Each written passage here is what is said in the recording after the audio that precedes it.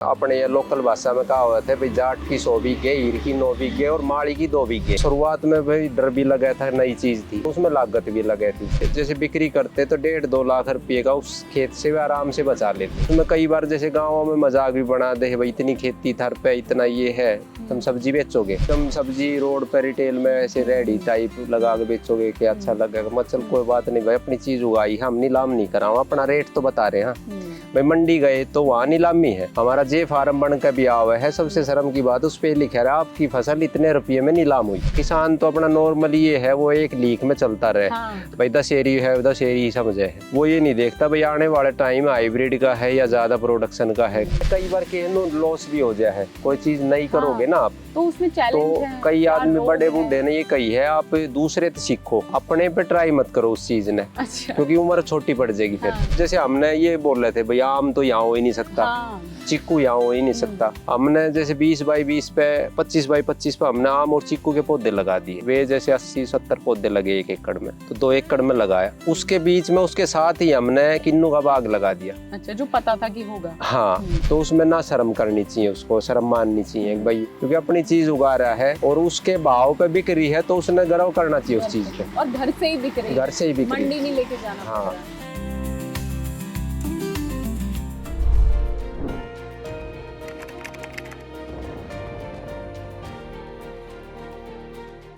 नमस्कार, आप देख रहे हैं हमारा खास पॉडकास्ट अन्न क्षेत्रे और इस समय मैं हूं गुड़गांव में। वही गुड़गांव जो बीते दिनों बहुत चर्चा में था, लंबे जाम की वजह से, पानी भर जाने की वजह से इतनी बारिश हुई कि पूरे गुड़गांव में हाहाकार मच गया।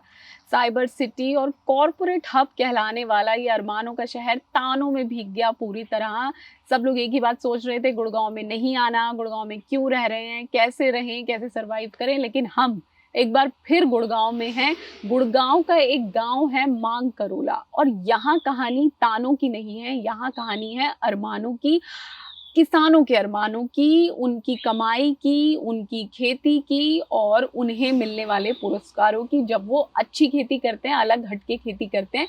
ये सारी बातें इसलिए कह रही हूँ क्योंकि इस पॉडकास्ट में मेरे साथ हैं गुड़गांव के मांग करोला गाँव के एक खास प्रगतिशील किसान सतीश सहरावत। बहुत स्वागत है आपका किसान तक पे। नमस्कार जी। मैंने बहुत पढ़ा आपके बारे में, आपकी जो मॉडर्न टेक्निक की फार्मिंग है उसके बारे में, उसी लिए सतीश जी को कृषि रत्न का अवार्ड भी मिला। तो आज आपके पास आई हूँ बाकी किसानों के लिए ये कहानी जानने की, क्या सफर रहा, कैसे शुरुआत हुई। शुरुआत तो जी अपना खेती तो पुश्तैनी काम है, शुरू से ही दादाजी परदादा जो पुराना अपना पुश्तैनी काम है खेती, तो उसमें रुचि थी। पहले पिताजी करते थे, अपने यहाँ थोड़ी पानी की समस्या थी, जमीन का पानी खा रहा था, यहाँ नमकीन पानी था, तो उसमें चैलेंज आए करते। तो किसान की मजबूरी रहे, जब पानी अच्छा नहीं है तो भाई अपनी जैसे सर्दी में गेहूँ हो जाए थोड़ा आड़ के पानी में, और बरसात में जैसे बारिश अच्छी होगी तो बाजरा लग गया ना तो खाली रहो। सिर्फ एक ही फसल थी, गेहूँ सरसों। हाँ, तो उसके बाद अपना जैसे हमारे गाँव में कुछ एक पॉइंट था, जैसे कुछ एरिया थड़ी बोलते हैं उसको, तो वहाँ पानी मीठा था। अच्छा। तो वहाँ से लाइन दबा के लाए जी हम 1998 में। लाइन दबाने के बाद भाई ये देखा भैया कि वैसे भी शुरू में कहावत थी अपने यहाँ, जैसे अपने यहाँ लोकल भाषा में कहावत है भाई, जाट की 100 बीघे, हीर की 9 बीघे और माड़ी की 2 बीघे। अच्छा, वो बराबर है आमदनी के मामले में। देखो रकबे की कीमत वो एक अलग मैटर। बोलिए कहावत। जैसे अपने हीर की ना, अपनी जाट की 100 बीघे, हीर की 9 बीघे और अपने माड़ी की 2 बीघे।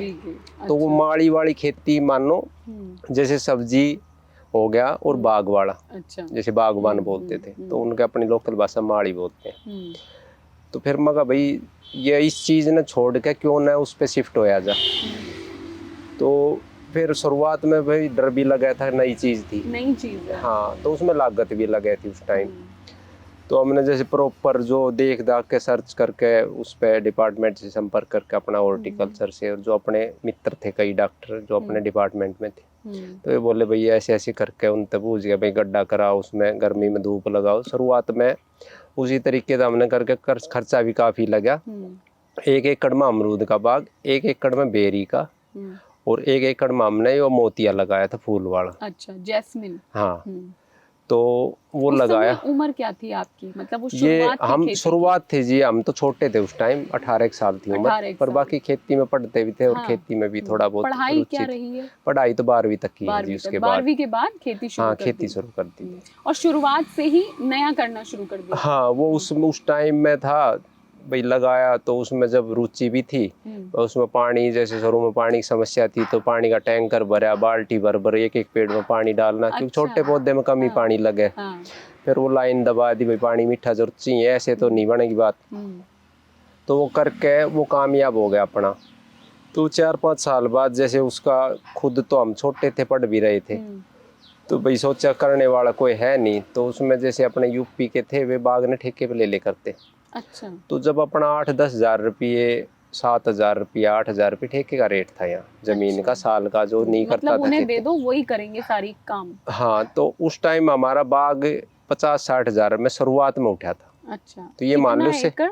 1 एकड़। 1 एकड़ 50-60 हजार हाँ ये मान साल लो का? 5 गुना साल का। अच्छा। उस टाइम साल का ठेके का रेट, नॉर्मल फसल जो उगाई करता ना भाई, कोई नौकरी वाला वो खुद नहीं करता तो उसने भाई किसी को दे दी दिया। भाई, तो बोले साल भर के लिए, तो 7-8 हज़ार रुपये, 9 हज़ार रुपये। और अब भी जो इसमें पानी नहीं है, अब भी वही रेट चल रहा है। अच्छा। हाँ पानी जिसका मान लिया मैंने लाइन दबा रखी, दूसरे पे पानी नहीं है, तो वो साल के लिए 8-10 हज़ार, 12 हज़ार, 15 हज़ार रुपये। तो फिर हमने वो शुरुआत में ही जैसे 40 हज़ार, 35-40 हज़ार से शुरुआत में उठाया था। 3 साल का बाग होने के बाद उसने 3 साल में प्रोडक्शन स्टार्ट कर दी थी। मोतिया तो 1 साल में ही चल गया था। और पहली साल में ही अच्छा प्रोडक्शन ना हो गया? 2 साल उसमें लगे जी। 2 साल हमने फिर बीच में कभी ऐसी फसल लगा ले करते, जैसे मटर लगा ली। अच्छा। और वैसी दलहनी फसलें। तो उसमें क्योंकि वे बताए करते बाग में अपने गेहूँ सरसों ये नहीं बोनी, क्योंकि वो पेड़ ने नुकसान पहुंचा होगी हाइट ज़्यादा होने की वजह। तो वो करके 3 एकड़ में हमने कर लिया। तो उसमें हमारा ठेके पे ही वो शुरू में 1-1.25 लाख रुपये में जैसे उठ गया 35-40 हज़ार रुपये शुरुआत में ही, दूसरे साल 2 साल होने के बाद। मतलब आमदनी? हाँ आमदनी थी, नेट प्रॉफिट था वो तो। अच्छा। हमने कुछ करना नहीं। जब खेत ठेके पे 8 हज़ार में उठाया था तो वो 5-6 गुना हो गया। हाँ।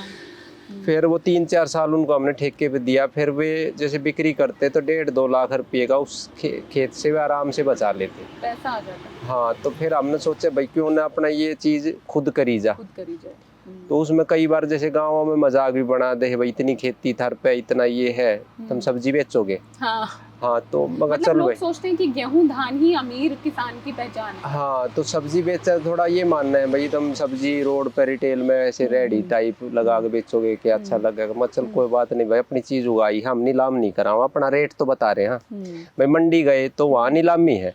हमारा जे फार्म बन के भी आवा है, सबसे शर्म की बात उस पे लिखा रहा आपकी फसल इतने रुपये में नीलाम हुई। अच्छा। हाँ ये लिखा रहता है। हाँ जे फार्म पे, तो वो तो नीलाम हुई है। नीलाम में तो रेट दूसरा लगा हुआ, तो रेट कहाँ से मिलेगा। तो फिर मगर भाई हम नीलाम तो नहीं कर रहे चीज ना, अपनी चीज का रेट खुद बता के बेच रहे। तो वो उसमें अच्छा मुनाफा आ गया। तो वो फिर अपने धीरे धीरे हमने एरिया बढ़ा के 30-35 एकड़ में अपना किन्नू का, अमरूद का, आम, चीकू ये बाग, जैसे 7-8 एकड़ में अमरूद लगा दिया, किन्नू लगा दिया।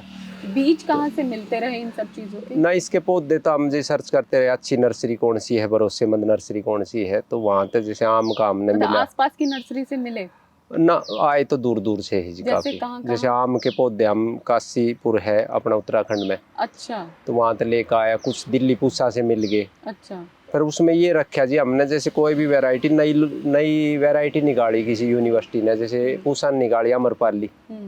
अब वो अब तक नर्सरी पानी शुरू हुई है अब 2-3 साल से, और हमारे बाग में 20 साल से वो पौधा लग रहा है। कैसे वहीं से ले आए? वो ये पता चल गया भाई पूसा ने ये वैरायटी लॉन्च करी है, इसका अच्छा वो है रिजल्ट।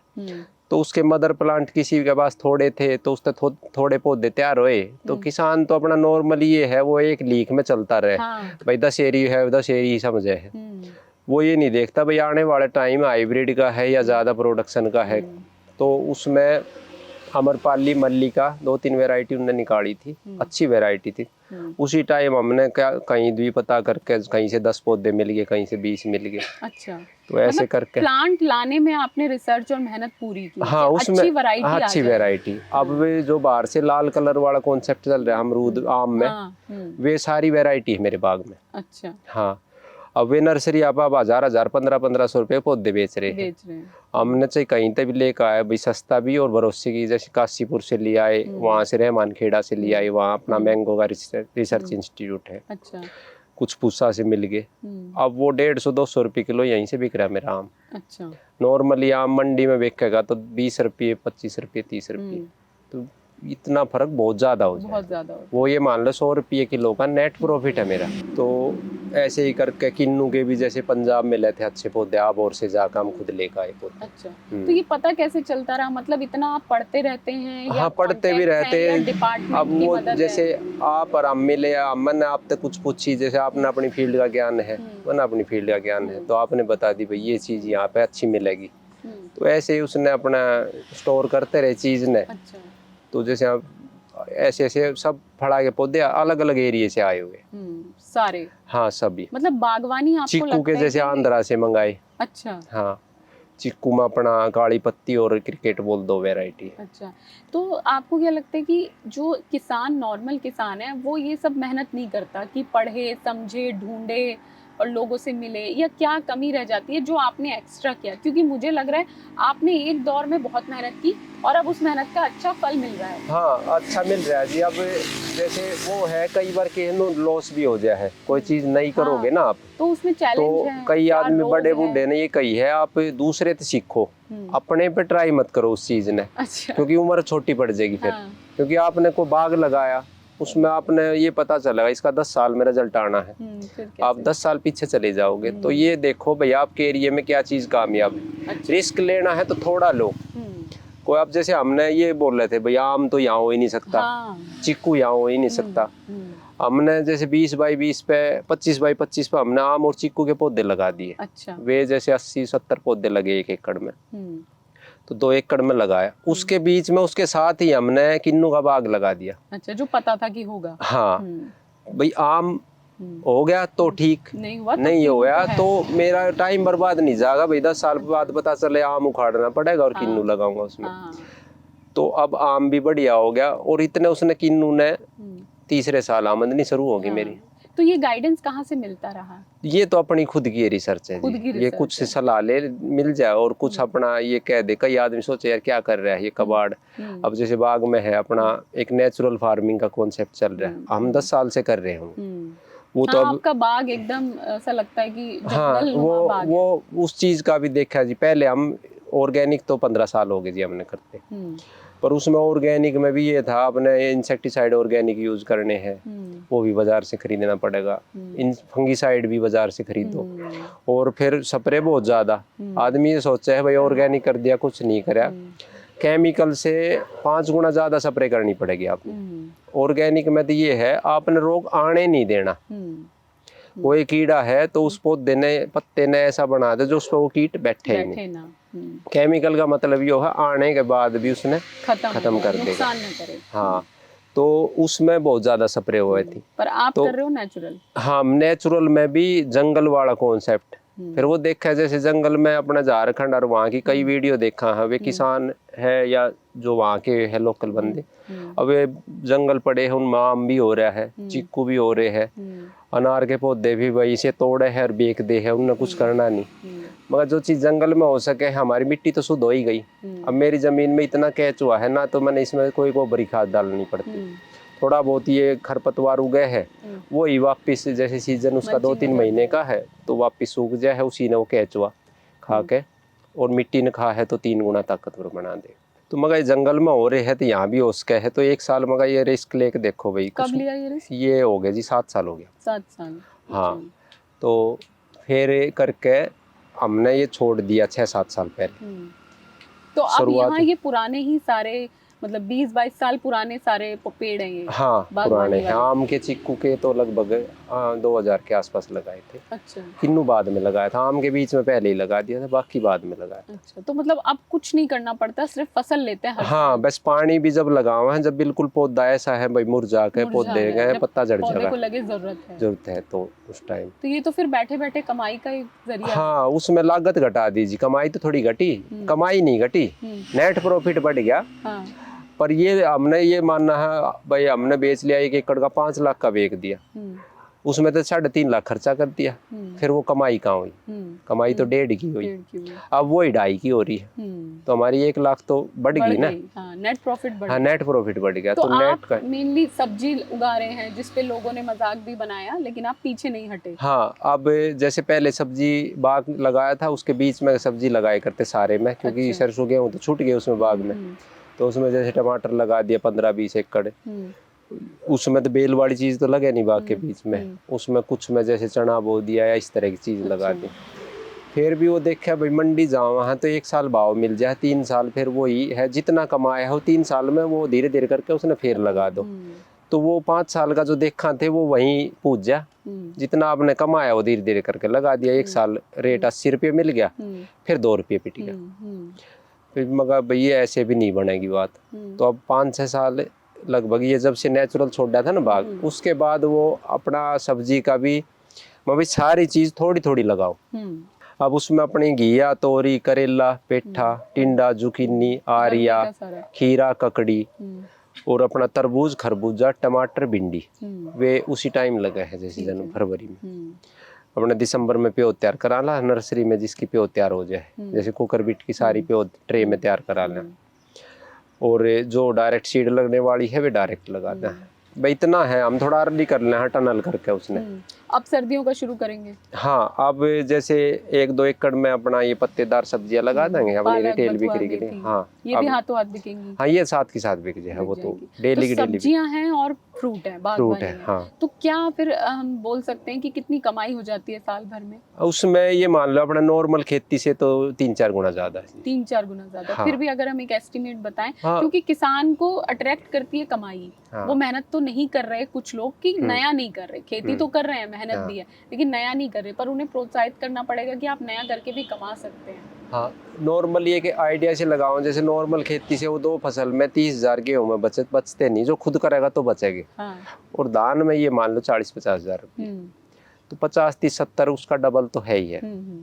मतलब 80-90 लाख का साल का हो जाता है। हाँ, वो हो जाता है पर एकड़ का मान लो आप 1.5 लाख रुपया, 2 लाख रुपया पर एकड़ का। हाँ। लेकिन ये है कि चैलेंजेस क्या आते हैं? जैसे पहला चैलेंज तो मुझे दिख रहा है कि लोग ही मजाक उड़ा रहे हैं, गांव के लोग कि ये कर रहे हैं, सब्जी बेच रहे हैं ना। अब तो नहीं उड़ाते, वो शुरुआत में कर रहे थे थोड़ा। अब कोई शुरू करेगा आपको देख के तो उसे लगेगा कि नहीं, ये मजाक की चीज नहीं है। हाँ, आप करने लगे जी खुद बिक्री के। कई मेरे आसपास में किसान देखा देखी अपने खेत से ही बिक्री करने लग गए। हाँ, तो उनके समझ में आ गया भाई ये चीज ठीक है गेहूं धान की बजाय। हाँ, वो देखो वे तो चीज छूटनी भी नहीं चाहिए ना छोड़नी चाहिए किसान को। जो अनाज तो चाहिए। हाँ, उसमें अनाज भी चाहिए। आप इतना है, जैसे आप पे 10 एकड़ है तो उसका 2.5-3 एकड़ का आप ऐसा रखो जो आपकी डेली आमदनी आती रहे। अच्छा, हाँ, सब्जी ले उसमें सब्जी है सीजनल, वे सब्जी लगा लो। बाकी 6-7 एकड़ रखो ऐसी जिसमें आपने कम टाइम देना पड़े। गेहूं धान जो लगा। हाँ, क्योंकि आपने पूरी 10 लगा ली, अब लेबर के लिए दुखी रहोगे। अब इतना रखो ना जिसने आप अच्छी तरह संभाल सको। अब जैसे हमने ये पता है भाई हम 15 एकड़ का या 10 एकड़ का मटेरियल यहाँ बेच देंगे, हम उतना ही लगाओ, बाकी में नॉर्मल फसल। हाँ। अच्छा, फिर एक इतने सारे जो आपने मेहनत की या तरीके अपनाए, उसके बाद आपको कृषि रत्न का अवार्ड भी मिला। हाँ जी, 2019 में मिला था। ये क्या कहानी रही? आपने अप्लाई किया था या आपको पता था अवार्ड होता है? वो उन डिपार्टमेंट से मांगे थे जी नाम, सरकार ने।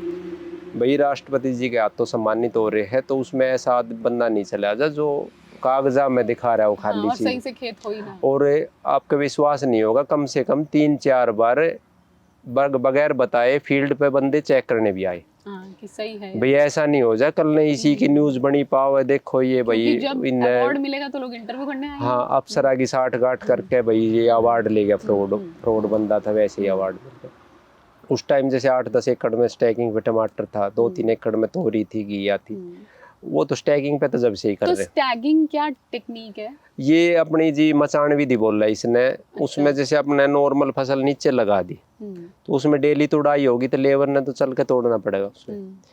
तो अब एक बेल ने तो बचा के चले नहीं आदमी, तो उस बेल के ऊपर पैर भी रखा जाएगा। उसमें हो सके तोरी के ऊपर भी रखा जाए, घिया तोड़नी घिया के ऊपर भी रखा जाए, जो भी सब्जी है। तो उसमें खेत में नुकसान बहुत ज्यादा होता। अच्छा। और एक पौधे कुचड़ा जाता तो उससे जैसे फसल चलनी चाहिए 6 महीने, वो 3 महीने में ही खत्म हो जाती। अच्छा। और एक क्वालिटी नहीं होती अच्छी।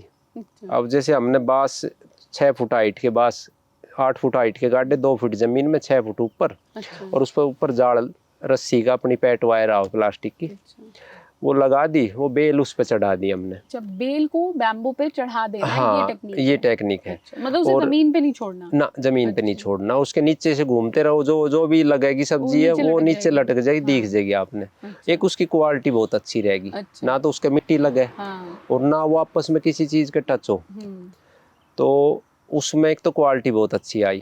तो ये टेक्निक आपको पता कहाँ से चली थी, कैसा ये करना वो है? ऐसे ही जैसे वीडियो देख ली किसी, उस पे टीवी अच्छा। पर आ रहा है, एक अपना जैसे डिपार्टमेंट के बंदे भी संपर्क में रहते। अच्छा, मतलब तो केवीके से संपर्क में रहते हाँ, हैं? केवी भी, और अपना हरियाणा गवर्नमेंट का जो डिपार्टमेंट है वे भी अच्छे हेल्प कर रहे हैं, ऐसा नहीं है। अच्छा। शुरुआत में सब्सिडी भी ठीक थी उस पर एक बंदे को एक बार ही मिलेगी। अच्छा। सब्सिडी का मतलब ये है भाई आपको ये बता दिया इस चीज में फायदा है, आगे करना है तो करना, तो मत कर। अच्छा, तो सब्सिडी मिली थी तब जब लगाई थी? हाँ, शुरुआत में कॉस्ट बहुत ज्यादा लग जाए, हाँ, हिम्मत वैसे तो बने नहीं आदमी की। अच्छा। जैसे 50-60 हजार 70 हजार रुपये बांस में लग गए। अच्छा। अब आपने 50,000-60 हजार रुपये बीज में भी लगा दिए, अच्छी कंपनी का बीज लेकर आओगे, तो फिर किसान की हिम्मत नहीं बनती इतना खर्चा लगाने की। तो एक सरकार ने शुरुआत में जैसे आपको कह दी भाई 2.5 एकड़ की आपको स्टैकिंग का मिलेगा, आप इसने करके देखो, आपने आगे फायदा लगेगा, तो वो एक प्रोत्साहन के तौर पे है, एक करो, प्रमोट कर दिया। उसके बाद फिर आपने ठीक लगे है तो करो उस चीज ने। तो वो था, वो अच्छा लगा, जो चीज हमने ठीक लगी वे हमने अपना ली। अब सरकार ने 2.5 एकड़ की सब्सिडी दी, मान ले हम 3 भाई हैं, अलग अलग अपने वो बना है, अपने अलग अलग जमीन नाम है, तो अब हमने 10 एकड़ की मिल गई, मान ले 3 भाई है पिताजी, अब लगा रहे हम 50 एकड़ में, तो वो 10 एकड़ तक ही होगा, पर हमने वो ठीक लगी तो हमने 50 एकड़ में भी लगाई। अच्छा, आपको लगा कि फायदा है? हाँ, फिर खर्चे की हिम्मत बन गई ना भाई, ये चीज हमने 50,000 लगाओगे तो हमने लाख रुपया फायदा होगा।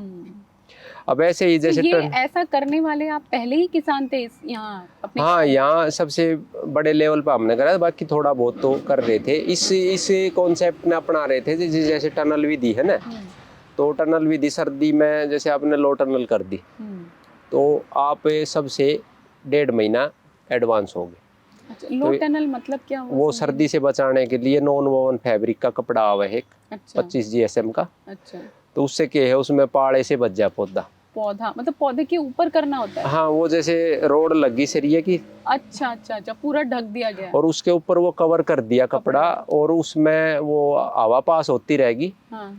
पर वो इतना है जैसे आपने कंबल ओढ़ लिया सर्दी में, हाँ, तो बच जाओगे आप ठंड से, खुला रहोगे। अच्छा, सर्दी अच्छा अच्छा, मतलब पौधे को भी ठंड इतना इफेक्ट करती है? हाँ, जैसे बेलवाड़ी है ना, ये सेंसिटिव क्रॉप है। अच्छा। ये सर्दी सहन नहीं होती इनसे। अच्छा। तो उसके लिए उस पे जैसे टनल कर दिया हमने, तो वो चीज ये मान लो हमने दिसंबर में टनल में लगा दी, 1.5-2 महीने में ग्रोथ तो थोड़ी कम करेगी, पर जैसे ही थोड़ा टेम्परेचर बढ़ेगा, जो बीज लगाने का टाइम है उस टाइम तो मेरी बेल 1.5-2 फुट की 3 फुट की हो जाएगी, तो वो सबसे 1.5 महीना एडवांस हो जाएगा। तो हाँ, कीमत भी मिल जाती है, कीमत तो अच्छी मिलेगी, और आपका फिर चलने का टाइम लंबा हो गया। भाई हमने ये पता है जून में चीज खत्म होनी है, उसने आपसे फरवरी में चला लो, चाहे आप उसने अप्रैल में चला लो, खत्म होनी है वो जून के एंड तक।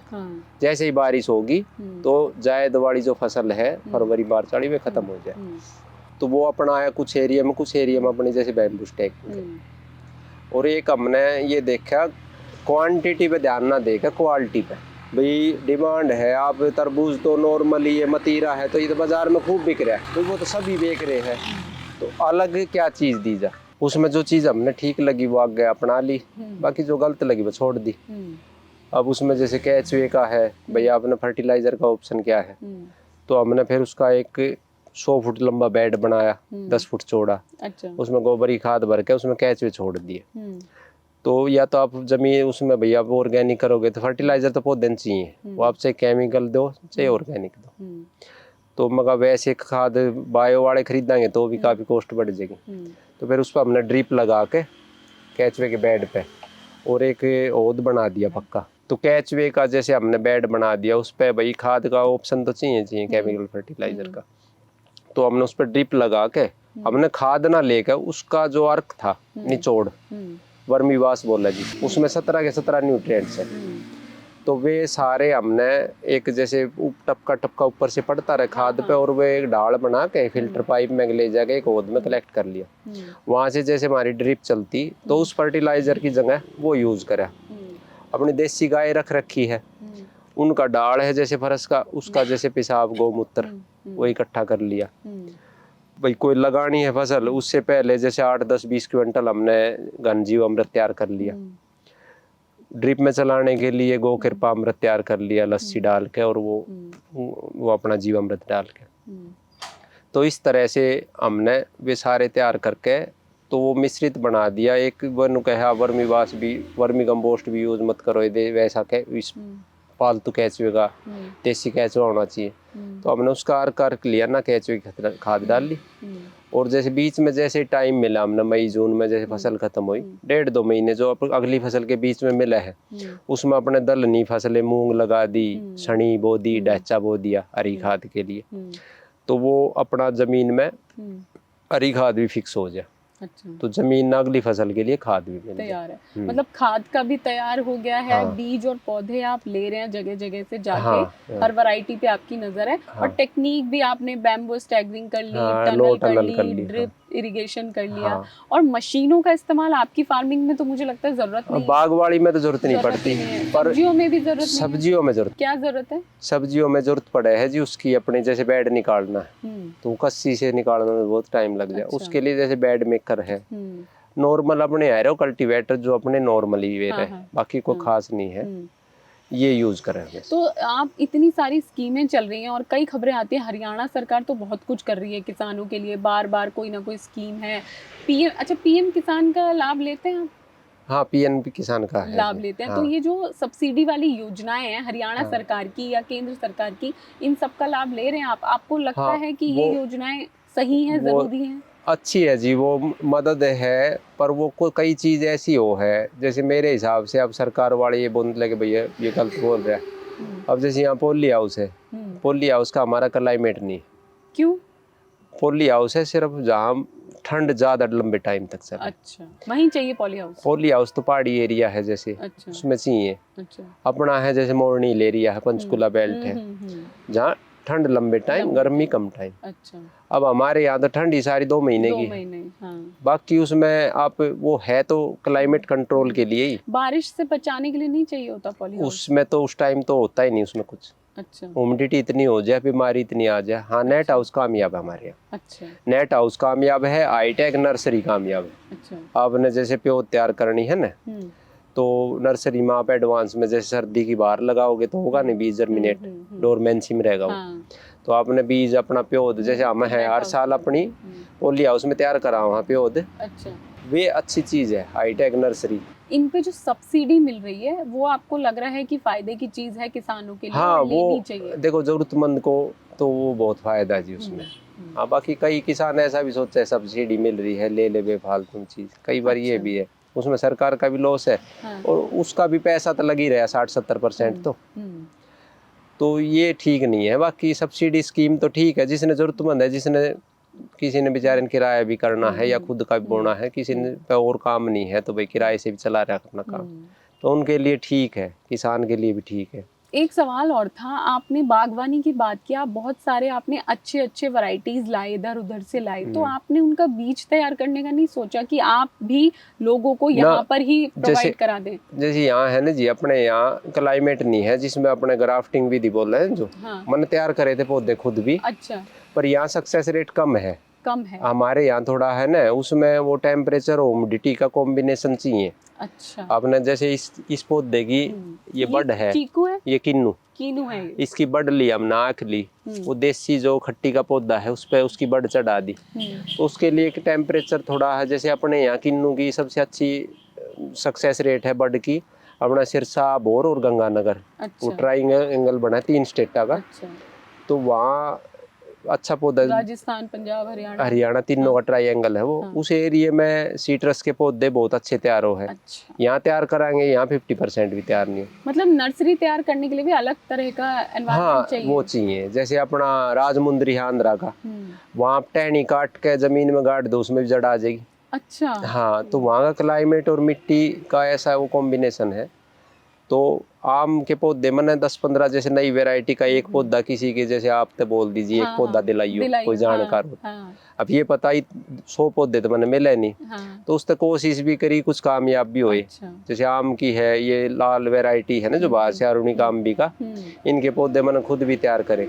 पर उसमें ये था 100 पौधे लगाए तो 20 हुए, 80 नहीं हुए। तो ये नुकसान है। हाँ तो वो क्लाइमेट ऐसा है जी, क्या करें। अच्छा, तो इतना आप सक्सेसफुल हो गए हैं, आप साल के लाख और कभी कभी 1 करोड़ भी हो जाती होगी कमाई, लेकिन आप हरियाणा में हैं। तो अगर हम ये बात करें कि हरियाणा के किसान के लिए एक तो 5 ऐसे टिप्स दीजिए कि वो क्या लगाए और क्या करे सबसे बेस्ट, कि साल भर का मुनाफा और यही लाखों करोड़ों की कमाई। देखो जी, किसान ने कामयाब होना सबसे जरूरी चीज है वो अपनी चीज ने खुद उगा के खुद बेचने में जिस दिन कामयाब हो गया उस दिन का घाटे का सौदा नहीं खेती। मतलब जो भी उगा रहे हैं खुद बेचें। हाँ, उसमें देखो ग्रेन तो बिक नहीं सकता इतना। पहले तो गाँव में ग्रेन भी बिक जाया करता, जैसे मंडी में रेट 1500 चल रहा है तो वो 1800-1900 गाँव में खुला बिक जाता। फिर उसमें किसान ये सोचे है भाई एक बोरी आज बिकी एक कल बिकी, वो पैसा पूंजी फिर बर्बाद जाए, इकट्ठा पैसा होगा काम आओगा। हाँ, सब्जी तो बेच सके किसान खुद, सब्जी लगा लो आप, फल वाले पौधे लगा दिए तो उसमें ना शर्म करनी चाहिए, उसको शर्म माननी चाहिए भाई, क्योंकि अपनी चीज उगा रहा है और उसके भाव पे बिक रही है तो उसने गर्व करना चाहिए उस चीज पे। और घर से ही बिक रही है, घर से ही बिक रही है, मंडी नहीं लेके जाना हाँ। पड़ रहा है। और आपको क्या लग रहा है कि कौन सी ऐसी योजनाएं हैं जिनका जरूर फायदा उठाना चाहिए सरकार की, जो पता नहीं होती कई बार? हाँ, कई बार ये है ना जैसे जिसमें किसान की कॉस्ट ज्यादा लगे, जैसे बैम्बू स्टैकिंग है, लो टनल है, या कई इम्प्लीमेंट है। मैंने मान ले 50 एकड़ 100 एकड़ बोना है कोई चीज, कि धान के बाद गेहूं बोना है तो मैंने सुपर सीडर की जरूरत है, तो उसने वह चीज लेनी चाहिए और उस पर सब्सिडी सरकार दे भी रही है। हाँ, अगर जब आपने ये लगे बो रहे हो आप 10 एकड़, उस पर आप खरीद रहे हो सुपर सीडर, अब उसका तो ये मान लो आपका 1.5-2 लाख आपका लगा, 1-1.25 लाख सरकार ने सब्सिडी दी उस पे, अब उसका ब्याज लगा हुआ है 1.5-2 लाख का, तो इससे अच्छा तो फिर आप 10 एकड़ 8 एकड़ 5 एकड़ आप किराए पे बुआ लो, 2000 में तो वही ना पूरा। हाँ, जिसने ज्यादा बो रहा है ये लगा भाई भाड़ा तेरा ज्यादा लगेगा, घर के साधन है, तो उसके लिए अच्छी स्कीम है।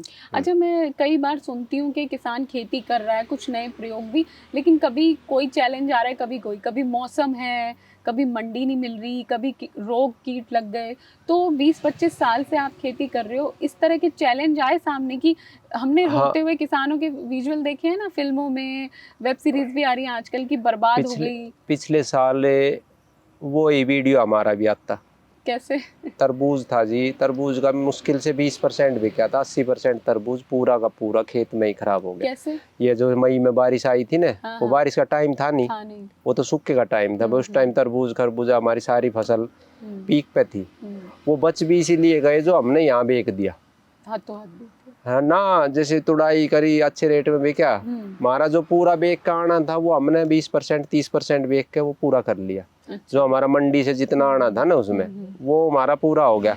मैं उसमें दुख ये है भाई जो हमारा जितना आना था वो नहीं मिला, पर ये मान लो इतना आ गया जो हम पूरा माल मंडी में बेचते ना उतना पैसा हमारा आ गया, घाटा नहीं होया। अगर जो हम उसी चीज ने मंडी पे रखते ना जी, कम से कम नहीं तो 20 लाख रुपया लॉस था। अच्छा, अब वो कितने साल में पूरा होता? तो पर ऐसी समस्याओं का कोई हल दिख रहा है आपको? अब बेमौसम बारिश तो आ ही रही है, जगह जगह आ रही है। अब बेमौसम बारिश आ रही है, उस चीज का हम भी सोचा भाई ये काम करा, जैसे अपना फसल बीमा चला रखा सरकार ने, लिया आपने?